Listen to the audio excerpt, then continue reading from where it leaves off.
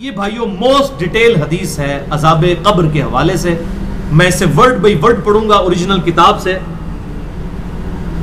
سنن ابی داؤد میں 4753 ہے. مسند امام احمد میں جلد 4 صفحہ 287 پر 18557 ہے. اور المستدرک للحاکم میں 107 نمبر حدیث ہے. مشکات میں 1630 نمبر ہے. اچھا، یہ ابو داؤد کی جو اس کی روایت ہے اور مسند احمد کی، اس میں آمش مدلس ہے اور ان سے روایت کر رہا ہے. لیکن جو المستدرک للحاکم کی روایت ہے اس میں امام آمش نے اپنی سماع کی تصریح کی ہے اور انہوں نے کہا کہ میں نے حدیث سنی ہے. ان سے روایت نہیں کی بلکہ انہوں نے حدثنا سے کی ہے. المستدرک للحاکم 107 نمبر حدیث میں وہ پڑھنے لگا ہوں ورڈ بائی ورڈ، تاکہ اس کا سوز و گداز جو ہے وہ قائم رہے. برا بن عازب رضی اللہ تعالیٰ عنہ بیان کرتے ہیں کہ ہم رسول اللہ صلی اللہ علیہ وسلم کی مائیت میں ایک انصاری شخص کے جنازے میں شریک ہوئے. ہم قبر تک پہنچ گئے، ابھی اس کی لحد تیار نہیں ہوئی تھی کہ رسول اللہ صلی اللہ علیہ وسلم ہمارے پاس بیٹھ گئے. ہم بھی آپ صلی اللہ علیہ وسلم کے گرد بیٹھ گئے، اس حال میں گویا ہمارے سروں پر پرندے ہیں، یعنی فل اٹینٹو ہو کر آپ صلی اللہ علیہ وسلم کے ساتھ ہم بیٹھ گئے. آپ کے مبارک ہاتھوں میں ایک لکڑی تھی جس سے آپ زمین کو رید رہے تھے. آپ صلی اللہ علیہ وسلم نے سر مبارک اوپر اٹھایا اور فرمایا عذاب قبر سے اللہ کی پناہ طلب کیا کرو. آپ نے 3 بار یہ بات ارشاد فرمائی. پھر آپ صلی اللہ علیہ وسلم نے ارشاد فرمایا بندہ مومن جب دنیا سے رابطہ توڑ کر آخرت کی طرف متوجہ ہوتا ہے، یعنی جب اس کی موت کا وقت آتا ہے، تو سورج کی طرح چمکتے دمکتے سفید چہروں والے فرشتے جنتی خوشبودار جنتی کفن لے کر اس کے پاس آتے ہیں، حتیٰ کہ وہ حد نظر تک اس کے سامنے بیٹھ جاتے ہیں. پھر ملک الموت تشریف لاتے ہیں حتیٰ کہ وہ اس کے سر کے پاس بیٹھ جاتے ہیں. اچھا، قرآن میں بھی ملک الموت کا نام آیا ہے، سورہ سجدہ کے اندر، احادیث کے اندر بھی. البتہ تورات میں اس کا نام اسرائیل بھی آیا ہے، اور ہمارے اہل سنت کے جو اولین مفسرین ہیں امام طبری رحمہ اللہ المتوفی 310 ہجری، انہوں نے بھی یہ ورڈ استعمال کیا ہے. لہٰذا موت کے فرشتے کو اسرائیل کہنا بھی جائز ہے ہمارے سلف کے ہاں، کیونکہ آج کل بعض لوگ کہتے ہیں اسرائیل نہیں ملک الموت ہی کہنا چاہیے. اسرائیل کا لفظ بھی ثابت ہے.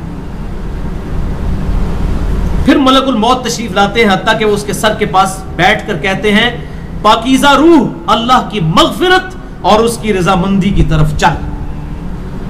وہ روح ایسے نکلتی ہے جیسے مشکیزے سے پانی کا قطرہ، بالکل غیر محسوس طریقے سے اس کی روح نکال لی جاتی ہے. اور جب ملک الموت اس کی روح نکالتے ہیں تو باقی فرشتے اسے آنکھ جھپکنے کے برابر بھی ملک الموت کے پاس نہیں رہنے دیتے، بلکہ اسے فوراً اس کے کفن اور اس خوشبو میں لپیٹ دیتے ہیں جو جنت سے لائی ہوتی ہے. پھر اس کی روح کو لے کر بلند ہوتے ہیں اور فرشتوں کی جس جماعت کے پاس سے وہ گزرتے ہیں تو فرشتے پوچھتے ہیں کہ یہ کیسی خوشبو ہے، تو وہ اس کے دنیا کے ناموں میں سے بہترین نام لے کر بتاتے ہیں کہ یہ فلاں بن فلاں کی روح ہے، حتیٰ کہ وہ اسے آسمان دنیا تک لے پہنچتے ہیں اور اس کے لیے دروازے کھولنے کی اجازت طلب کرتے ہیں. تو جنت کے جو آسمانوں کے دروازے ہیں اس کے لیے کھول دیے جاتے ہیں. پھر ہر آسمان کے مقرب فرشتے اگلے آسمان تک اسے پروٹوکول دیتے ہوئے اس روح کے ساتھ جاتے ہیں، حتیٰ کہ اسے 7ویں آسمان تک پہنچا دیا جاتا ہے. تو اللہ تعالیٰ فرماتا ہے میرے بندے کا نامہ اعمال علیین میں لکھ دو، جو سورۃ المطففین میں آیا ہے. علیین اور سجین یہ 2 مقامات ہیں.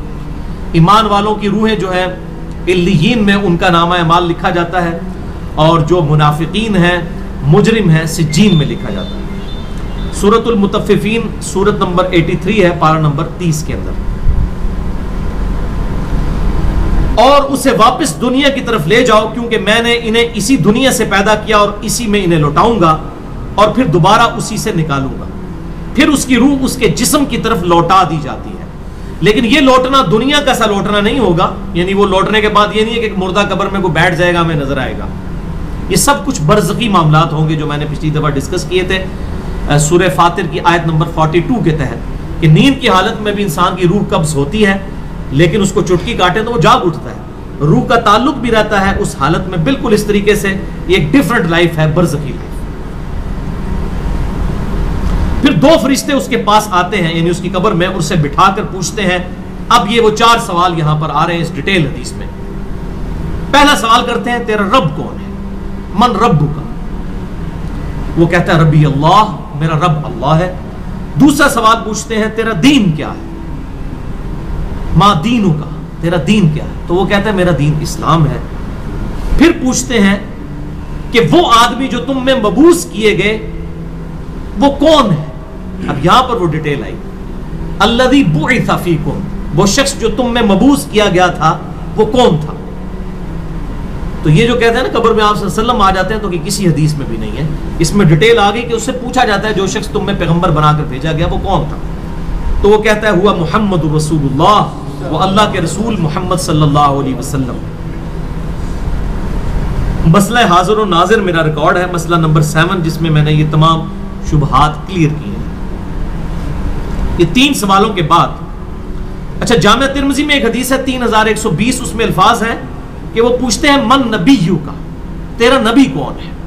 اس میں تو آیا نا کہ اس شخص کے بارے میں تیرا کیا عقیدہ ہے، اس میں من نبیو کا الفاظ ہے جامعہ ترمذی 3120. اچھا اللہ کا شکر ہے کہ یہ نہیں پوچھتے تیرا فرقہ کون سا ہے، تو کس امام کی تقلید کرتا تھا، کیڑی مسیتی تو نماز پڑھتا سا ہے. دیکھ لو کوئی چیز نہیں، تیرا رب کون ہے، تیرا دین اور نبی صلی اللہ علیہ وسلم. تو دنیا میں بھی ہم یہی کہتے ہیں اللہ رسول قرآن، یہی بات ہے. تو قبر کے اندر جا کر بھی یہی سوال ہوں گے. اب وہ جب 3 سوالوں کے جواب دیتا ہے تو فرشتے 4تھا سوال اس سے پوچھتے ہیں، جو میں نے قبر کا 4تھا سوال، مسئلہ نمبر 78، تمہیں کیسے پتا چلا، ان 3 سوالوں کے جواب تمہیں کیسے آئے؟ وہ کہتا ہے میں نے اللہ کی کتاب پڑھی تھی، میں اس کتاب پر ایمان لایا اور میں نے اس کے حق ہونے کی تصدیق کی. اللہ کی کتاب پڑھی ہوگی تو تصدیق کرے گا نا.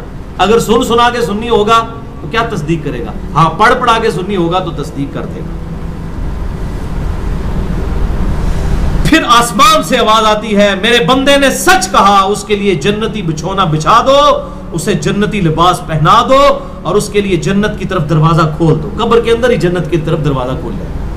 یعنی آپ سمجھ لیں جس طرح یہ اب ٹچ سکرین موبائل رکھ کے اور جناب لیپ ٹاپ رکھ کے سامنے لوگ بیٹھے ہوتے ہیں نا، تو ایک دوسری دنیا میں چلے جاتے ہیں. تو جنت کا فزیکلی دروازہ کھول دیا جائے گا، اس کو جنت کی ہوائیں بھی، خوشبو بھی آئے گی اور انتظار وہ کرے گا. وہاں اسے ہوا کے جھونکے اور خوشبو بھی آتی ہوگی اور حد نظر تک اس کی قبر کو کشادہ کر دیا جائے گا. خوبصورت چہرے، خوبصورت لباس اور بہترین خوشبو والا ایک شخص اس کے پاس قبر میں آئے گا اور کہے گا اس چیز سے خوش ہو جا جو چیز تجھے خوش کر دے، یہ وہ دن ہے جس کا تجھ سے وعدہ کیا جاتا تھا. وہ شخص پوچھے گا کہ اے شخص تو کون ہے، تیرا چہرہ بھلائی لانے والا چہرہ ہے. وہ جواب دے گا میں تیرا عمل صالح ہوں. یعنی نیک اعمال ایک خوبصورت انسان کی شکل میں اس کی قبر میں آ جائیں گے. تو پھر وہ شخص کہے گا اے اللہ، اے میرے رب، جلدی کر، فوراً قیامت قائم فرما دے حتیٰ کہ میں اپنے اہل و عیال کی طرف چلا جاؤں. یعنی مومن کہے گا اللہ جلدی جلدی قیامت آئے، مجھے تو اینڈ رزلٹ نظر آ رہا ہے، مجھ سے انتظار نہیں ہوتا، فوراً قیامت آ جائے. ابھی سائملٹینیس کنٹراسٹ آنے والا ہے اس کا. جب کافر اور مجرم شخص دنیا سے جاتا ہے تو آپ صلی اللہ علیہ وسلم نے فرمایا سیاہ چہروں والے فرشتے بالوں سے بنا ہوا ایک کمبل لے کر آسمان سے نازل ہوتے ہیں اور حد نظر فاصلے تک اس کے سامنے بیٹھ جاتے ہیں. پھر ملک الموت، موت کا فرشتہ آتا ہے حتیٰ کہ اس کے سر کے پاس بیٹھ جاتا ہے اور کہتا ہے خبیث روح اللہ کی ناراضگی کی طرف چل. وہ روح اس کے جسم میں پھیل جاتی ہے تو وہ ملک الموت اس طرح اسے کھینچتا ہے جیسے لوہے کی سلاخ کو گیلے اون میں سے کھینچا جاتا ہے کر کے. گرم سلاخ جو ہے وہ اونی کپڑے کے اندر، گیلے کے اندر ڈال کے یوں کھینچی جائے نا، تو اس طرح اس کے پورے جسم سے اس کی روح نکالی جاتی ہے. بولے اعوذ باللہ تعالی. پھر ملک الموت سے باقی فرشتے اس کی روح کو لے کر پلک جھپکنے کے برابر بھی وہاں نہیں رہنے دیتے حتیٰ کہ وہ اسے بالوں سے بنے ہوئے کمبل میں لپیٹ لیتے ہیں اور اس سے زمین کے مردار سے نکلنے والی انتہائی بری بدبو نکلتی ہے. وہ اسے لے کر اوپر چڑھتے ہیں تو وہ فرشتوں کی جس جماعت کے پاس سے گزرتے ہیں تو فرشتوں کی جماعتیں کہتی ہیں کیسی خبیث روح ہے. وہ کہتے ہیں یہ فلاں بن فلاں کی روح ہے اور وہ اس کی دنیا کا انتہائی کبھی نام لے کر بتاتے ہیں حتیٰ کہ اسے آسمانی دنیا تک لے جایا جاتا ہے. اس کے لیے دروازے کھولنے کے لیے درخواست کی جاتی ہے تو آسمان کے دروازے اس کے لیے نہیں کھولے جاتے. پھر رسول اللہ صلی اللہ علیہ وسلم نے سورۃ الاعراف کی آیت پڑھی کہ ان کے لیے آسمانوں کے دروازے نہیں کھولے جائیں گے، وہ جنت میں داخل بھی نہیں ہوں گے حتیٰ کہ اونٹ سوئی کے سوراخ سے گزر جائیں۔ یہ سورۃ الاعراف کی آیت آپ صلی اللہ علیہ وسلم نے پڑھی۔ پھر آپ صلی اللہ علیہ وسلم نے فرمایا کہ اللہ تعالیٰ فرماتا ہے اس کی کتاب کو سب سے نچلی زمین میں سجین میں لکھ دو، پھر اس کی روح کو شدت کے ساتھ پٹ کھا جاتا ہے۔ پھر آپ صلی اللہ علیہ وسلم نے یہ آیت تلاوت فرمائی سورہ الحج کی، جو شخص اللہ کے ساتھ شرک کرتا ہے گویا وہ آسمان سے گر پڑا تو اب پرندے اسے اچک کر لے جائیں یا کسی دور جگہ پر پھینک دیں، پھر اس کی روح اس کے جسم میں لوٹا دی جاتی ہے اور دو فرشتے اس کے پاس آ کر اس سے پوچھتے ہیں تیرا رب کون ہے؟ اب اس سے بھی سوال ہوتا ہے۔ وہ حیرت زدہ ہو کر کہتا ہے ہائے افسوس، ہائے افسوس، میں نہیں جانتا، میں نہیں جانتا۔ پھر پوچھتے ہیں تیرا دین کیا ہے؟ وہ پھر حیرت زدہ ہو کر کہتا ہے ہائے افسوس، ہائے افسوس، میں نہیں جانتا، میں نہیں جانتا۔ پھر اس سے پوچھتے ہیں کہ جو شخص تم میں مبعوث کیے گئے وہ کون تھے؟ تو وہ کہتا ہے ہائے افسوس، میں نہیں جانتا، میں نہیں جانتا۔ پھر آسمان سے آواز آتی ہے اس نے جھوٹ بولا، اس کے لیے جہنم کا بچھونا بچھا دو۔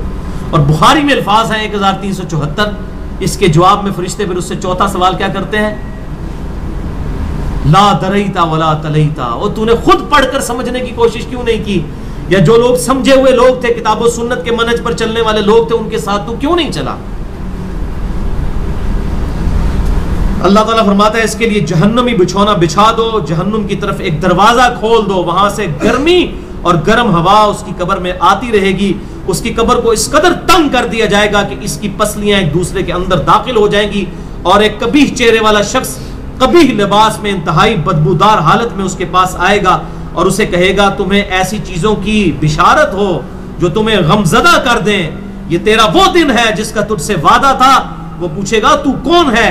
تیرے چہرے سے تو خیر کی توقع نظر نہیں آتی۔ وہ جواب دے گا میں تیرا خبیث عمل ہوں جو تو دنیا میں کیا کرتا تھا۔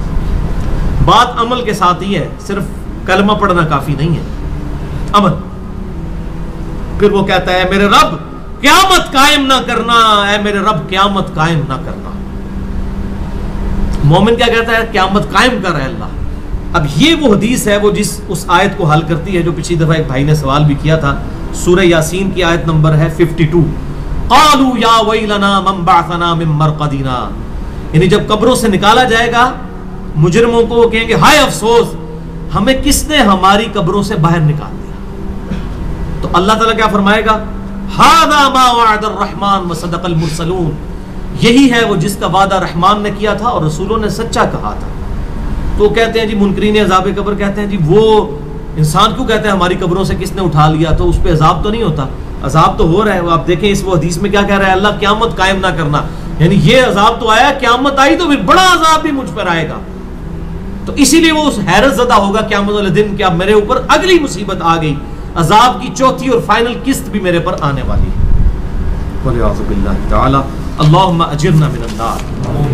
11ویں حدیث سنن نسائی میں 1834، مشکات میں 1629۔ ابو ہریرہ رضی اللہ تعالیٰ عنہ کہتے ہیں آپ صلی اللہ علیہ وسلم نے فرمایا جب مؤمن شخص کی موت کا وقت آتا ہے تو رحمت کے فرشتے سفید ریشم لے کر آتے ہیں اور کہتے ہیں راضی ہونے والی پسندیدہ روح نکل، اللہ کی راحت اور رزق کی طرف چل، رب تجھ پر ناراض نہیں۔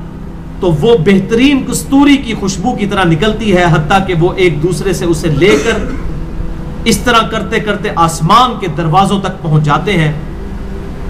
تو وہ کہتے ہیں زمین سے یہ کیسی پاکیزہ خوشبو تمہارے پاس آئی ہے؟ وہ اسے مومنوں کی روح کے پاس لے جاتے ہیں، یعنی نیک آدمی کی روح کو، جو پہلے مومن مر چکے ہیں ان کی روحوں کے پاس۔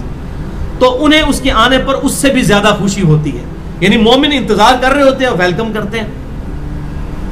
جیسا کہ تم میں سے کسی کو اپنے بچھڑے ہوئے شخص کے ملنے پر خوشی ہوتی ہے۔ تو وہ آلریڈی جو مردہ روحیں وہاں پر پہنچی ہوتی ہیں، جو مر چکے شخص جو ہوتے ہیں ان کی روحیں، وہ نئی آنے والی روح سے پوچھتے ہیں فلاں کا کیا حال ہے، فلاں کا کیا حال ہے۔ پھر وہ کہتے ہیں اسے چھوڑ دو کیونکہ یہ ابھی ابھی دنیا کے غم میں مبتلا ہو کر یہاں پر آیا ہے۔ تو مرنے والا شخص کہتا ہے کہ تم جس شخص کے بارے میں مجھ سے پوچھ رہے ہو وہ تو فوت ہو چکا ہے، کیا تمہارے پاس نہیں آیا؟ وہ کہتے ہیں اسے تو اس کے ٹھکانے ہاویہ یعنی جہنم میں پہنچا دیا گیا ہے، اور جب کافر شخص کی موت کا وقت آتا ہے تو عذاب کے فرشتے بالوں کا لباس لے کر اس کے پاس آتے ہیں اور اسے کہتے ہیں ناراض ہونے والی ناپسندیدہ روح نکل، اللہ کے عذاب کی طرف چل۔ وہ مردار کی انتہائی بدبو کی صورت میں نکلتی ہے، حتیٰ کہ وہ اسے زمین کے دروازے کے پاس لے آتے ہیں تو وہ کہتے ہیں یہ کتنی بدبودار ہے، حتیٰ کہ اسے کافروں کی روح کے پاس ملا دیا جاتا ہے۔ اب دیکھیں کہ وہ مومن پوچھ رہے ہوتے ہیں، اب میں اس کو ٹرانسلیٹ کر رہا ہوں، برا نہیں منانا۔ وہ مومن کہتے ہیں کہ فلاں شخص کا کیا حال ہے، فلاں بزرگ، فلاں مولوی صاحب، فلاں حضرت صاحب کدھر ہے؟ وہ کہتے ہیں وہ تو جناب کدوں نہ مار بیٹھے تو آڈے کول نہیں پہنچے، اور پھر فرشتے جناب اتنے نہیں آئے جو دوزخ کھینچے، یہ دیکھ لیں۔ یعنی وہ اسی لیے پوچھ رہے ہوتے ہیں کہ تو چل ہم تک پہنچ گیا، فلاں بھی ایک دنیا میں بڑا کوئی مشہور نیک آدمی تھا، وہ کدھر گیا؟ تبھی تو وہ ایکسپیکٹ کر رہے ہوتے ہیں نا اس کو کہ اس کو بھی یہاں پہ آنا چاہیے۔ تو ان کو بتایا جاتا ہے کہ بھئی وہ یہاں پر نہیں، وہ کہیں اور پر ہے۔ 12ویں حدیث جامع ترمذی میں 1071 نمبر اور مشکات میں 130 نمبر ہے۔ سیدنا ابو ہریرہ کہتے ہیں نبی صلی اللہ علیہ وسلم نے فرمایا جب میت کو دفن کیا جاتا ہے تو 2 سیاہ فام نیلی آنکھوں والے فرشتے اس کے پاس آتے ہیں، ان میں سے ایک کو منکر اور دوسرے کو نکیر کہا جاتا ہے۔ سیاہ فام نیلی آنکھوں والے خطرناک شکل کے فرشتے منکر اور نکیر۔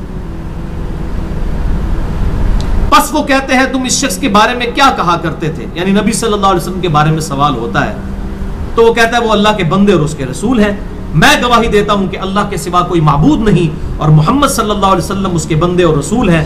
وہ دونوں فرشتے کہتے ہیں ہمیں پتا تھا تم یہی جواب دو گے۔ پھر اس کی قبر کو لمبائی اور چوڑائی میں 70 ہاتھ کشادہ کر دیا جاتا ہے۔ یہ 70 کہتے ہیں کثرت، حد نظر تک کشادہ کر دیا جاتا ہے۔ پھر اس کے لیے اس میں روشنی کر دی جاتی ہے، پھر اسے کہا جاتا ہے سو جا۔ وہ کہتا ہے میں اپنے گھر والوں کے پاس واپس جانا چاہتا ہوں تاکہ انہیں بتاؤں کہ میں کامیاب ہو گیا ہوں، لیکن وہ کہتے ہیں کہ تو دلہن کی طرح سو جا جسے اس کے گھر کا عزیز ترین فرد ہی آ کر بیدار کرتا ہے، حتیٰ کہ اللہ تعالیٰ اسے اس کی خوابگاہ سے قیامت والے دن بیدار کرے گا، یعنی اسے لٹا دیا جائے گا، پھر اس پہ وہ کیفیت وہ جنت والی تاری رہے گی، پھر الٹیمیٹلی اللہ تعالیٰ اسے دوبارہ سے زندہ کرے گا۔ اور اگر وہ منافق ہوا تو وہ کہے گا میں نے لوگوں کو ایک بات کہتے ہوئے سنا تو میں بھی ویسے ہی کہا کرتا تھا، یعنی مجھے نہیں پتا، اللہ کی وہ گواہی نہیں دے سکے گا، رسول اللہ صلی اللہ علیہ وسلم کا اقرار نہیں کر سکے گا، میں کچھ نہیں جانتا۔ وہ فرشتے کہیں گے ہمیں پتا تھا تم یہی کہو گے، پس زمین سے کہا جاتا ہے اس پر تنگ ہو جا، وہ اس پر تنگ ہو جاتی ہے حتیٰ کہ اس کی ہڈیاں اور پسلیاں ایک طرف کی دوسری طرف آ جاتی ہیں، یوں بولے اعوذ باللہ تعالی، اور اسے مسلسل عذاب ہوتا رہے گا حتیٰ کہ اللہ اسے خوابگاہ سے دوبارہ زندہ کرے گا، یعنی قیامت تک اس پر وہ اس حالت میں عذاب رہے گا، ہمیں نظر نہیں آئے گا۔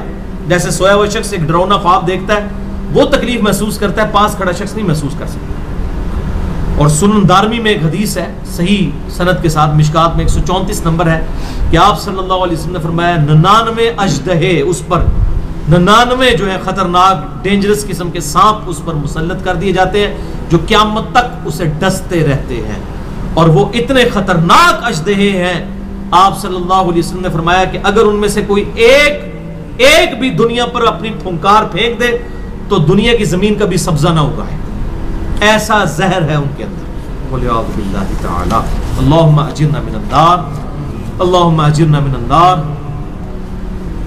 یہ بھائیو عذاب قبر کیمرے سے نہیں دیکھا جا سکتا، یہ اللہ تعالیٰ نے پردہ رکھا ہوا ہے۔ 13ویں حدیث جامع ترمذی میں 2308، سنن ابن ماجہ میں 4267، مشکات میں 132۔ سیدنا عثمان غنی رضی اللہ تعالیٰ عنہ جب بھی کسی قبر کے پاس سے گزرتے تو اتنا روتے کہ ان کی داڑھی تر ہو جایا کرتی۔ ساتھیوں نے پوچھا حضرت جب دوزخ کا ذکر کرتے ہیں اس وقت تو آپ کی آنکھوں میں آنسو نہیں آتے، لیکن قبرستان آ کر آپ پر ایسی حالت کیوں طاری ہو جاتی ہے؟ تو سیدنا عثمان نے فرمایا کہ میں نے اپنے محبوب صلی اللہ علیہ وسلم سے سنا کہ بے شک قبر آخرت کی منزلوں میں سے پہلی منزل ہے، جو اس میں بچ گیا اگلی منزلیں اس کے لیے آسان ہوتی چلی جائیں گی، اور جسے یہاں پر مشکل درپیش ہوئی اس کی اگلی منزلیں اس سے بھی مشکل در مشکل ہوتی چلی جائیں گی۔ پھر آپ صلی اللہ علیہ وسلم نے فرمایا میں نے قبر سے زیادہ سخت اور برا منظر کبھی نہیں دیکھا۔ تو یہ حضرت عثمان غنی رضی اللہ تعالیٰ عنہ کی وہاں پر یہ حالت ہوتی تھی، اور اس میں کیا الفاظ ہے؟ قبر آخرت کی منزلوں میں سے پہلی منزل ہے، لہذا یہ پرفیکٹ دعا ہے، اللہم ربنا آتینا فی الدنیا حسنہ وفی الآخرۃ حسنہ وقنا عذاب النار۔ یہ مولویوں نے جو اپنے بیچ میں جو ہے وہ انجینئرنگ کرنے کی کوشش کی ہے، وقنا عذاب القبری، وقنا عذاب الحشری، یہ جو بدعت داخل کی ہے، اس کی ضرورت ہی نہیں ہے، کیونکہ عذاب قبر بھی اس میں داخل ہے۔ اس میں الفاظ آپ نے دیکھ لیے کیا ہے، قبر آخرت کی منزلوں میں سے پہلی منزل ہے، تو وقنا عذاب القبری وقنا عذاب الحشری کہنے کی ضرورت ہی نہیں ہے۔ ربنا آتینا فی الدنیا حسنہ وفی الآخرۃ حسنۃ وقنا عذاب النار۔ تو اس سے یہ بھی بات پتہ چل گئی کہ قبرستان جانے کا مقصد ہے آخرت کی یاد، جو صحیح مسلم میں حدیث ہے 2259 کہ قبروں پہ جایا کرو تاکہ آخرت کی یاد آئے۔ تو سیدنا عثمان بھی دیکھیں قبرستان جا کر وہاں پر آخرت کی یاد کے لیے جایا کرتے تھے، اور یہ حقیقت بات ہے، قبرستان جانے سے ہی انسان کا قبلہ